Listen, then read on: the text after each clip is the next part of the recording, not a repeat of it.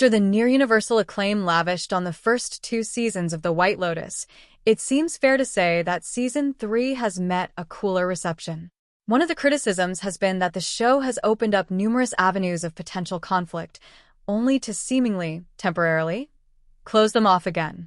Bewildered, down-or-addled Tim steals the gun from the police hut, but then Gaitok steals it back.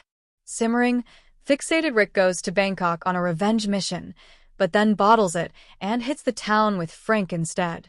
Impulsive, desperate Lori is caught in bed with Russian jewel thief Alexei, but manages to escape a full-blown bundle with his furious girlfriend via a window.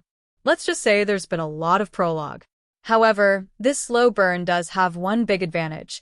It's hard to see how the finale is going to be anything other than explosive because, in traditional White Lotus style, we've already heard the gunshots. And the only potential shooters who can be definitively ruled out at this point are meditation teacher Amrita and Belinda's son Zion, whose trip to see his mum has already become unpleasantly dramatic. If anything, the situation feels more unpredictable than in previous seasons. By this point in both The White Lotus 1 and 2, the battle lines were essentially drawn. This time, almost everyone seems to be somewhere on an emotional scale ranging from miffed to extravagantly deranged. Even the monkeys are looking as sinister as hell. Certainly, spiritual enlightenment seems a long way off for the members of this tanned, ripped but ugly on the inside crew. But who is going to pull the trigger? We have thought. Poor, sweet, gentle Gaitok. Somehow, he's felt like a victim in waiting since the moment we met him. But victimhood takes many forms. If anyone wasn't born to be a cop, it was Gaitok.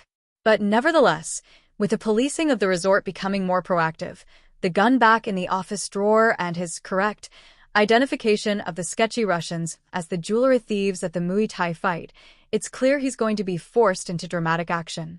The extra hot sauce in this already pungent emotional broth is his ardent longing for Mook, a woman whose affection for him seems somewhat conditional. She has rightly pegged him as a soft touch, but all the same, you just know he'd go the extra mile to prove her wrong. And for all of his charm, we've already learned that he's a surprisingly deadly shot after his visit to the range. Is he going to be the hero? Or, as seems more likely, entirely lose the run of himself when things get real? It's always the quiet ones. Granted, Tim going on a rampage and killing everyone is arguably the most obvious answer on this list.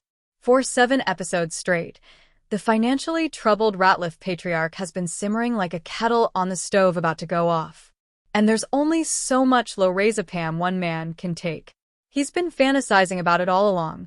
First, he'll shoot Victoria, then Saxon, and lastly himself. There is, of course, the issue of the many, many shots heard in the first episode. Much too many for a simple double murder-suicide.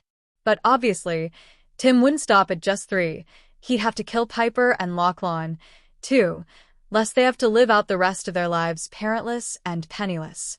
I'm betting someone walks in and sees, leading him to shoot them in a panic, and so on. You might say, well, what about Tim's interest in the monastic lifestyle in the last episode? A red herring. Victoria would never let him join a monastery. No, the only way out is in the dirt. Death.